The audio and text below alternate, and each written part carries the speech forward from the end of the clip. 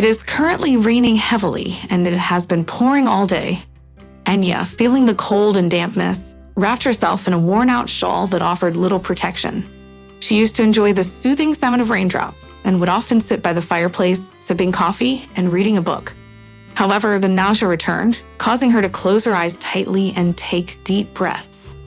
Oh, feeling nauseous again? Poor thing. Thankfully, it's spring now. Winter would have been much harder with the heating mains and all. Being pregnant in such conditions would be challenging. At least we have fresh air here, a woman sitting beside her remarked. She wore a torn sweater, a skirt, and worn-out shoes. Taking out a bottle, she took a sip, then placed it back. I'm not offering it to you. You can't drink it now, but it does help to warm you up, she said. Anya silently shook her head. 2 weeks ago, this woman had found her crying under a bridge, and now Anya was living with her. They had gotten to know each other in that time. Natasha, once a cashier at a store, had been set up, driven into debt, and lost her apartment. Her husband had abandoned her out of fear of the attackers leaving and never returning. I never used to drink, except for champagne on holidays, but now I've grown accustomed to it. I can't imagine living without a drink. It helps me cope.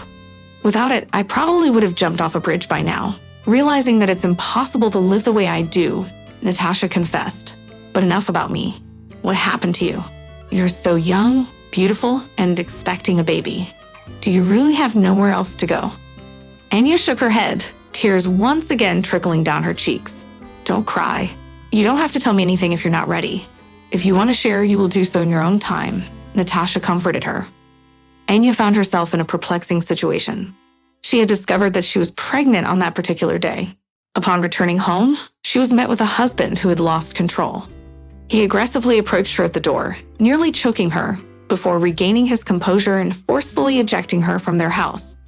Anya was left with nothing, no money, no identification papers, and her husband threatened to ensure she would never find employment and suffer a desperate fate. And he most likely followed through on his threats. Her husband happened to be the wealthiest man in town, a successful businessman, owner of several restaurants, engaged in charitable activities, and until recently, a loving spouse. Anya replayed the events leading up to that moment in her mind, desperately searching for an explanation as to why her husband had unleashed such sudden anger upon her. The motives behind his actions remained a mystery to her. Amidst all of this, Anya harbored aspirations of attending a chemical technological institute. She yearned to create cosmetic products, knowing their high demand and understanding women's desires. From a young age, she witnessed her mother constantly attending to her appearance, spending copious amounts of money on creams, much to the disapproval of her father. He couldn't comprehend why such exorbitant sums were paid for a small jar that would last only a week. Anya often overheard their arguments and resolved that when she grew up, she would learn to make her own creams, ones that would forever preserve her youth, just like her mother desired. Unfortunately, her dream only partially came true. She was accepted into the institute, but by that time, her mother had passed away from cancer. Shortly thereafter, her father's health declined rapidly, and he too departed from this world, joining his beloved wife. Anya's aunt took her under her wing, selling her parents' apartment and placing the funds in a bank account that was now solely Anya's. While I'm still here, Aunt Lisa assured her, I will support you and the interest will accumulate. When I eventually leave, you will have enough to sustain yourself while you complete your studies and secure employment. I have officially transferred the apartment to you, so everything is in order.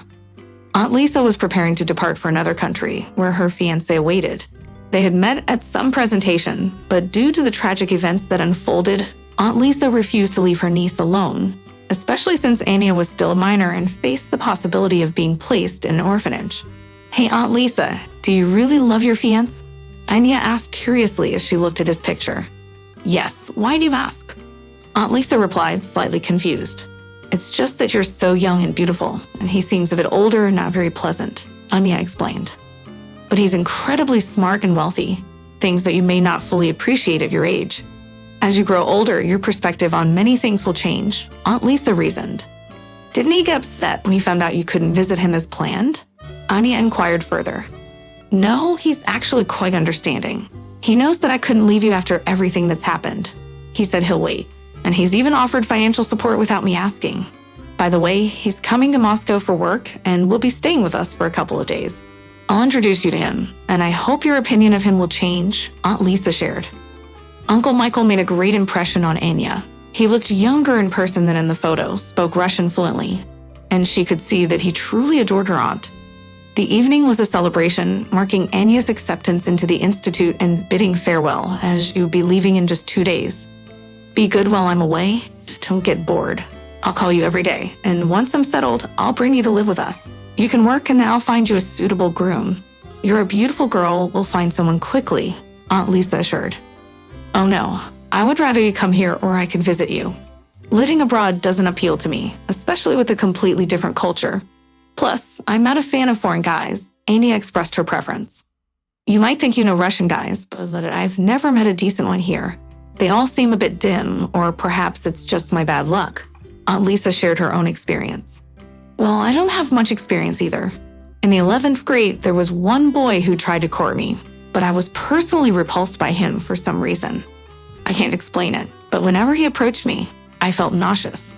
My friends laughed and joked that I must be allergic to the opposite sex," Anya confided, reflecting on a past memory. "You simply didn't like him? That's all. But when you truly fall in love, you want him to be by your side constantly, kissing and hugging you. Personally, I miss Michael a lot. I really miss him." Anya drove from the airport after saying goodbye to Aunt Lisa. A tinge of sadness lingered as she didn't want to return to her empty apartment, where she would now reside alone. After paying the taxi fare, she initially headed towards her house, but then pondered for a moment and decided to enter the nearby cafe instead. "I'll have some cocoa and a slice of cake," Anya thought to herself, "and then I'll call my friend. Maybe we can go to the movies together." She sipped the steaming drink and gazed out of the window. The cake sat on the plate before her, untouched. Anya contemplated how she still longed for her parents. Aunt Lisa had tried to fill their place, but now that she was alone, the longing intensified. Anya grabbed her cell phone and dialed her friend's number. "Hi, Sveta, what are you up to?"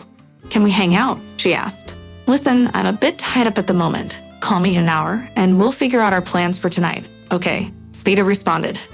"All right, talk to you later," Anya replied, disconnecting the call with a smile. She understood what her friend was occupied with. Sveta had been in a relationship with Oleg for 6 months, and whenever her parents weren't home, they would spend their time together in bed.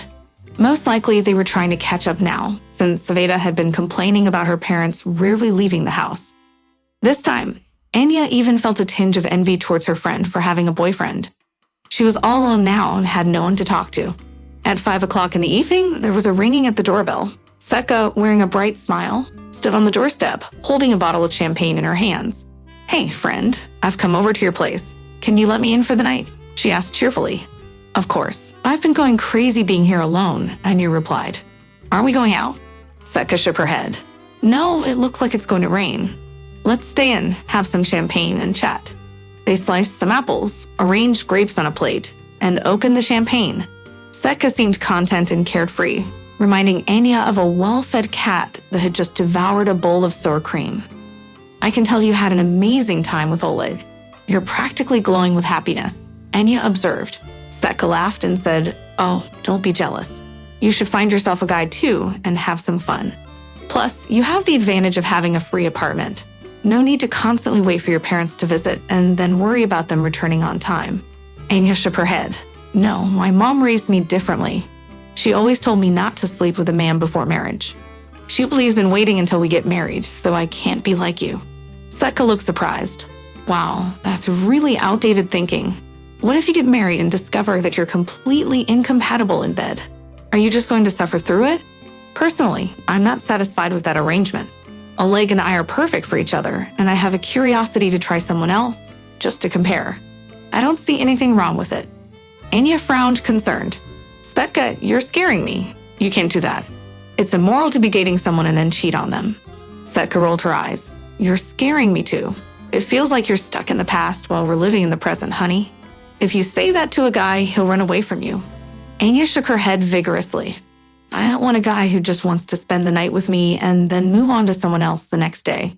I can't do that. It feels too wrong to me," Seka sighed. "Well, you're hopeless, but that's all right. You're my friend, and I won't cheat on you."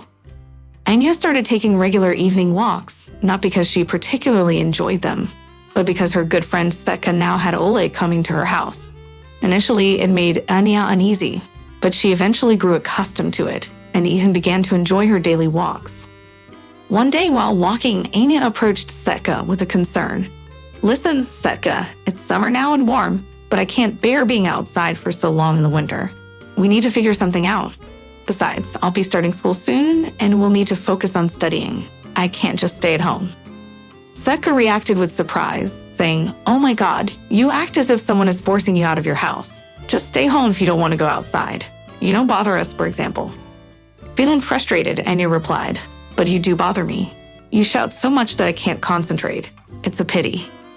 As Anya continued walking along the sidewalk, she contemplated their conversation about underwear and couldn't help but smile. For the past 2 days, Oleg had been busy, so Anya was out walking alone. Normally, when he was free, he would immediately come to Anya's place, where Svetka would be waiting for him in beautiful lingerie. Anya would blush and turn away whenever she saw her friend in that attire. "Remember, men are aroused by beautiful lingerie, not granny panties like the ones you wear," Svetka had advised. "And please, when you have a boyfriend, don't dare to walk in front of him wearing that, or he will leave you immediately." Lost in her thoughts, Anya walked at a leisurely pace. Suddenly, a car screeched to a halt nearby, and a girl jumped out, shouting, "You have no right to throw me out. What did I do to deserve this?" There was no response, and the car sped away recklessly. Frustrated and angry, the girl exclaimed, "Asshole, bastard, I hate him. Why would he throw me out like that?" Concerned, Anya approached the girl and asked, "Are you okay?" "Leave me alone, you idiot. Mind your own business," the girl snapped back. Anya shrugged her shoulders and continued on her walk. After a while, she noticed the same car not too far away, with the driver standing on a bridge smoking. Curiosity piqued. Anya climbed up to the bridge and observed the guy. He glanced at her with a glum expression before turning away. She finally understood why the girl was so upset. It was because she was now face to face with an exceptionally attractive man, the kind she often sees on the covers of fashion magazines. "Hey, can you stand here with me for a while and talk?" she asked, feeling the need to release some pent-up frustration. "I saw that you witnessed our argument, so I just need someone to be here with me. I'm afraid of doing something stupid if I'm left alone." She introduced herself as Anya, not entirely sure why she felt the need to share her name, but staying silent would only make things more awkward. "Nice to meet you, Anya," the man replied. "I'm Dinas, and we can skip the formalities and go straight to using you. It'll make things easier." Anya leaned against the bridge railing and began sharing her thoughts. "Not too long ago, I was standing here, contemplating throwing myself into the water. I thought my life had come to an end. Looking back, I realized how foolish that would have been." "Did your boyfriend leave you?" Dennis asked, trying to understand her situation. Anya shook her head. "No, it's not that. My parents passed away, and now I'm all alone." Dennis quickly apologized for assuming the wrong thing. "I'm sorry. It's just that most girls tend to feel that way when they have fights with a loved one, and I didn't consider the possibility of something else." Anya assured him that it was okay. "No worries. We did break up, but I wasn't in love with Lucy. We've been together since childhood because our parents are close friends, and they want us to get married. She used to sing praises of her love for me, claiming she was still a virgin and that she wanted me to be her first. I didn't take it too seriously because I had a habit of changing girlfriends frequently. I thought Lucy was a suitable choice for marriage, the most ideal option. But recently, I discovered that my future wife sleeps around with everyone, despite her claims of honesty and purity. That's what angered me. I really wanted to confront her about her deception, but I managed to control myself, although the anger hasn't completely subsided yet." Anya attentively listened to Dennis and couldn't help but think that girls could be quite peculiar. To let someone like him slip away, one would have to be either foolish or disrespectful. However, lacking experience in such matters, Anya remained silent. "So tell me," she finally spoke up, "is this what normal girls do when they're about to get married?" Dennis shrugged his shoulders. "I wouldn't know. I have absolutely no experience in that department, so I'm afraid I can't offer you any insight." Anya shook her head when he asked if she had ever had a boyfriend. "No, I haven't. My friend Sveta thinks I'm too old-fashioned. She changes boyfriends left and right, and only recently has she settled on one. But she still tries to change him whenever he's not around. I don't understand it, and I don't think it's fair to Oleg." But Sveta disagrees. She believes that it boosts her self-esteem and strengthens their relationship when she meets someone else and realizes how wonderful and caring Oleg is. It's because of them that I'm walking around the city right now. I live alone, and they need my apartment for their rendezvous. Dennis chuckled, finding her friend's perspective intriguing. You have an interesting friend. Get in the car. I can see you're freezing. It's cold by the water. Let's go to a cafe and warm up. I don't want you to go home. Anya didn't want to return home either. She gazed at Dennis, trying to etch his features into her memory. Deep down, she knew that once he dropped her off, he would likely forget about her completely. She could tell that he came from a privileged background, probably from a wealthy family, and was accustomed to having everything he desired. She, on the other hand, was not poor either, but she was far from the world in which Dennis resided. They sat down at a cafe, sipping on their coffees and engaging in conversation. Dennis shared that he had started working for his father immediately after graduating from college and had earned his car on his own. In turn, Anya revealed that she had recently finished high school and would now be attending college. It's great. I'm considering getting a second degree as well, but I plan to study through correspondence. I have a lot of work and won't be able to attend classes at the institute. My father doesn't think it's necessary, as I already handle everything perfectly, but my mother supports my idea. She also has 2 higher education degrees and believes it would be beneficial. Yes, my mom has always been supportive of me in such matters too, Anya said sadly. She looked at Dennis, longing to go home. She realized that she would never be with someone like him, so why prolong the pain? It would be better to go home and forget all about this. Sensing her sadness, Dennis reached out and placed his hand on hers. She startled, as if shocked by electricity, gently removed his fingers and said, I have to go home. It's getting late. He drove her home, something he had never done before. Usually he would call a cab for his dates, but today he wanted to drive Anya himself for 2 reasons: to spend a little more time with her and to find out where she lived. From the moment he saw her walking on the sidewalk, he was captivated by her. He purposely drove a little ahead, anticipating that she would cross the bridge. And he was right. Not only did she walk on the bridge, but she turned out to be the most beautiful girl he had ever seen. Time flew by for Anya. After coming home from the institute, she would immerse herself in her studies, knowing that Dennis would come to pick her up and take her somewhere in the evening. He visited her every day, and when he couldn't, he would call or text her. Have you slept with your handsome partner yet? / Spida. I've already explained multiple times that it's not something I'm interested in. I made a commitment to my mom that I would only be with one man, and that would be my future husband. So please refrain from asking me such questions again. / Do you think Dennis will marry you? / I don't actively think about it, Spida. It's not something I want. We have a good relationship, but I don't intend to marry him. Additionally, I realize that it's unlikely his parents would approve our marriage. I'm just an ordinary girl, and they desire financial gain in everything, even in their son's marriage. / It's sad to realize that you love someone who doesn't see you as a potential spouse. I sympathize with you. On a brighter note, Oleg and I are getting married soon. Prepare yourself, my friend. You'll be my bridesmaid. Perhaps you'll find your own destiny at my wedding, maybe with a simple guy. Start dating him, get married, and Dennis will just be a distant memory. / And that very evening, Dennis surprised her by saying, Tomorrow, I'll introduce you to my parents. We've been together for 4 years, and they want to meet the woman who has made their son so happy. / No, Dennis, I can't do it. I'm scared, and I doubt they will like me. / Don't be ridiculous.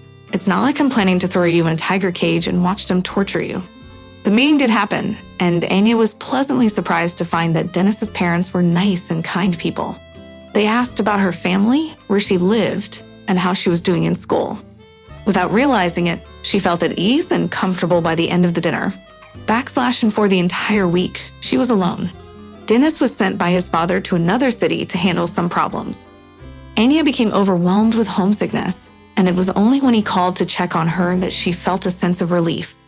Closing her eyes, she would imagine him right beside her. On Friday, Anya returned home from the institute and anxiously checked her phone once again. It remained silent. Dennis hadn't called her since yesterday. He had mentioned that he was almost finished with his business and should have returned that day. But the lack of communication had begun to worry her, especially when she discovered that his phone was disconnected. As evening descended, Anya sank into an armchair and contemplated the possibility that Dennis had left her. Reluctant to turn on the light, she sat in the growing darkness. Suddenly, the doorbell rang, prompting her to switch on the hallway light. The brightness momentarily overwhelmed her eyes. Standing before her was Danis, holding a bouquet of roses with a smile. "So, how's my favorite student doing?" "Honestly, I was starting to think you weren't home. I was even coming up with a punishment if I found out you were somewhere," he joked. That night, he proposed to her, confessing that he couldn't imagine his life without her and wanting her to become his wife. The wedding and honeymoon passed in a blur, and only then did Anya realize she had married a millionaire who cherished and pampered her. Once back from their vacation in the city, she resumed her studies and aimed to obtain her diploma. Danis had arranged for a car to pick her up after class, and she always endeavored to cook something delicious for her devoted husband. Carol, Dennis's childhood friend and coworker, frequently visited their home. Anya discovered that they had never had a single argument throughout their long friendship. Often, the three of them would go out to restaurants, and Anya observes that Carol always seemed to have a new girlfriend. Curious, she once asked Dennis why Carol frequently switched partners. He laughed in response, revealing that his friend was searching for someone like her, but had yet to find her. "I told him that women like you don't exist anymore, and how fortunate I am to have found you," Dennis confessed. After Anya graduated from the institute, she decided to embark on a job search. Turning to Dennis for guidance, she pleaded, "Dennis, please help me find a good job. I trust your advice on where to go. Please be advised that I can only provide limited rewrites due to the character limitations. Here is a revised version of the text. Do not consider it. My wife doesn't work, and I'm not supposed to either. However, if you still want to do something, I'll consider it. And if necessary, you can help me," Dennis said. Anya agreed to his proposition, and 3 years of their marriage flew by without notice. They celebrated their anniversary at a restaurant. Towards the end of their dessert, Anya overheard Dennis informing Carol that he would be leaving for a business trip the next day and that Carol could stay in his place. "We have new clients, so make sure everything is organized perfectly. But why am I even telling you? You know what to do," Dennis instructed. Anya disliked it when Dennis was away and always tried to accompany him on his trips. This time, she pleaded with him to take her along. "Darling, it won't be possible this time. I have important matters to attend to, and I wouldn't want to risk your safety. It's best if you wait for me at home, all right?" Dennis replied. He had been away for a whole week, and Anya missed him dearly. She couldn't find contentment in his absence, and her health began to suffer. She experienced loss of appetite, morning sickness, weight loss, and dark circles under her eyes. That night, she stayed over at her friend Sveta's place. Sveta was moving to another city after her husband Oleg received a promotion and offered Anya to live with them. "Don't delay any longer, my dear. If it wasn't for your trip, I would have accompanied you to the hospital. But you're a grown woman, so tomorrow, go and see the doctor to find out what's wrong with you. Understand?" Sveta advised. Anya dismissed her symptoms, attributing them to missing Dennis and believing that they would disappear once he returned. "No, my friend, it might be something else. Don't take it lightly and go for a medical examination tomorrow," Sveta insisted. Once Sveta left, Anya headed to the hospital to seek answers. She underwent various tests and was asked to wait for the results. Shortly after, the doctor called her into his office, delivering unexpected news. "You're pregnant, but it's still in the early stages. You need to start taking prenatal vitamins urgently since your body is weak," the doctor informed her. "I can see that you're feeling quite anxious. Is everything all right? It's important to take care of your well-being in situations like this." "Doctor, I assure you that everything will be fine moving forward. It's just that my husband recently left and I miss him terribly, which is why I'm feeling this way." Anya headed home with a smile on her face. Now, waiting for Dennis would be easier as she wouldn't be alone, but rather with their little son or daughter. She imagined how happy her husband would be when he found out the news. Dennis parked the car and made his way towards the house. Finally, he would see Anya again after all this time. Uncle Vidya, the janitor, spotted him and greeted him warmly. "Deniska, you're back already? You've been gone for quite a while," he said. Dennis questioned, "Did something happen while I was away?" Uncle Vidya replied, "I saw a black BMW drive up to your house yesterday, and Carol got out of it. He stayed there the whole night and drove off in the morning." Anger welled up inside Dennis as a red veil covered his vision. He rushed into the house to find a bottle of champagne on the table with 2 flutes. The bedroom was in disarray, with the bed unmade, the blanket on the floor, and the sheets in a complete mess. Filled with rage, Dennis grabbed a vase and threw it against the wall, shattering it into 1,000 pieces. Unsatisfied, he continued to break anything within his reach. When his rage subsided slightly, he heard the front door open. He stepped out to see his wife standing there, smiling at him with eyes filled with happiness. That day, he went to work in the evening and found Kirill in the office.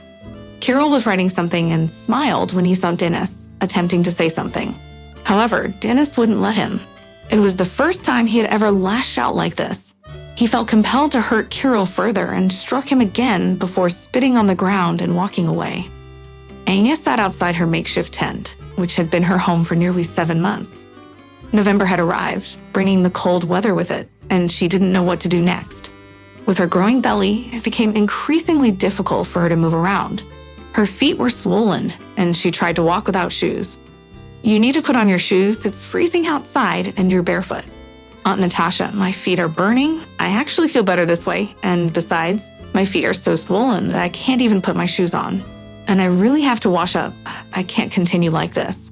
"Just wait a little. I'll collect the bottles and then we can go to the bathhouse. But I can't help but notice your belly has dropped. Are you about to give birth?" "It's not quite time yet. I still have another month. But I've been feeling really unwell lately, and I definitely don't want to give birth prematurely." In the evening, she started having contractions. Aunt Natasha said, "Come on, honey, you'll have to walk to the hospital. Luckily, it's close by." Who would take me to the hospital like this? I'm so dirty. I wanted to go to the bathhouse, but I didn't have time. "Don't worry, they'll take me in. They won't turn me away. I'll make sure of it." As they arrived at the hospital, Anya's memories became fuzzy. The pain was unbearable. She couldn't hear the commotion around her, as she felt like she was losing consciousness. The last thing she remembered was the faces of Aunt Natasha and the nurse leaning over her. Meanwhile, Dennis was at a charity event, going through the motions of taking pictures and giving interviews. Nothing had brought him joy in a long time. When the celebration was in full swing, he quietly slipped away into another room and went to the bar. He ordered a glass of whiskey and sat down at a table. With a sip, he closed his eyes. Someone approached him. It was Kirill, and anger rushed through Dennis once again. He jumped up, but his former friend quickly evaded the blow, held on to him and said, "Just stay put and listen. Today, you will hear me out because back then, you didn't even let me say a word. You caused so much damage that once you understand everything, you'll see it for yourself. So are you ready to listen?" Dennis nodded and Kirill released him, and they both took a seat. "Are you about to tell me about that girl who slept with my best friend while I was away?" Dennis asked. "Shut up and listen," Kirill replied. "That day, I actually went to Anna's house. I brought some documents, thinking they should be kept at your place instead of the office. I was drunk and had a girl in the car who I planned to spend the evening with. Anya saw my condition and told me to stay there because she was going to a friend's place and would spend the night there. Sveta was leaving for another city, and Anya wanted to say goodbye to her. Your wife was absent that night. Regrettably, I made the decision to spend it elsewhere with someone else." Dennis glanced at Kirill, struggling to comprehend his words. "Are you serious? Why didn't you tell me everything from the start? What does this mean? That And when you questioned me, I couldn't fathom why you attacked me. But that's not all. On the day you overheard Uncle Vidya's drunken revelations and wreaked havoc in the house, Anya was on her way from the hospital to share the news that she was expecting your child. Since then, we haven't spoken. It was only 2 weeks ago that I discovered you had forcefully kicked her out. It's been a while." Dennis went pale. Anya was pregnant? What should he do now? How could he find her? And what about the baby? His mind was in turmoil.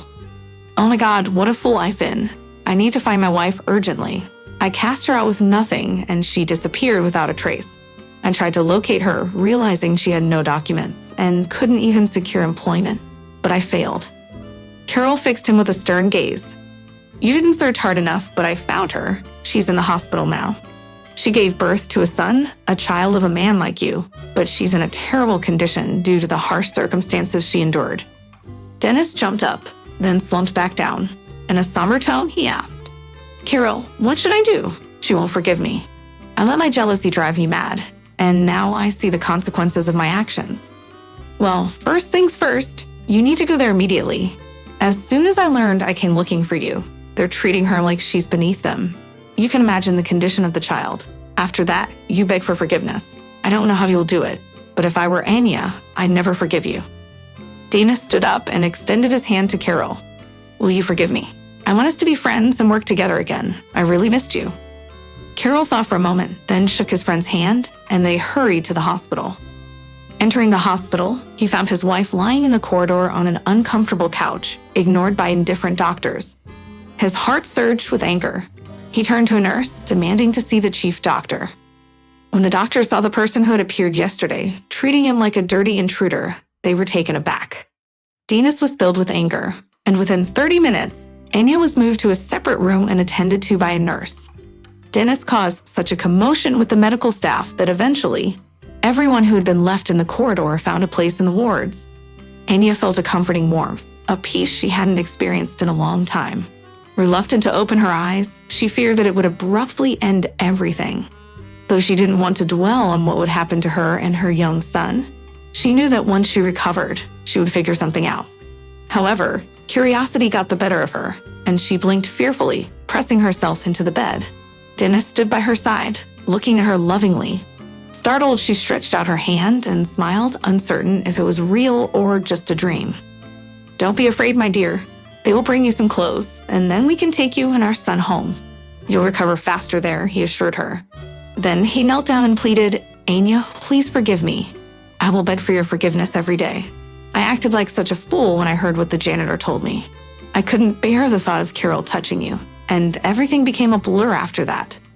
Anya forgave him, extending her hand to reassure him. In her mind, she desperately hoped it wasn't a dream. She didn't want to wake up because she knew that without him by her side, she would feel empty. 1 year had passed. "Andryshenka, come on, let's go for a walk. Don't be lazy," Anya called out playfully. Anya and Natasha, who now served as their housekeeper, sat on the carpet with a smiling little boy with chubby cheeks between them. It seemed as if he understood their desire for him to stomp his feet, and in turn stood still. Natasha, transformed and filled with joy, laughed. "Look at this mischievous one." After Anya returned from the hospital, she shared the whole story of the woman with Dennis and asked for his help.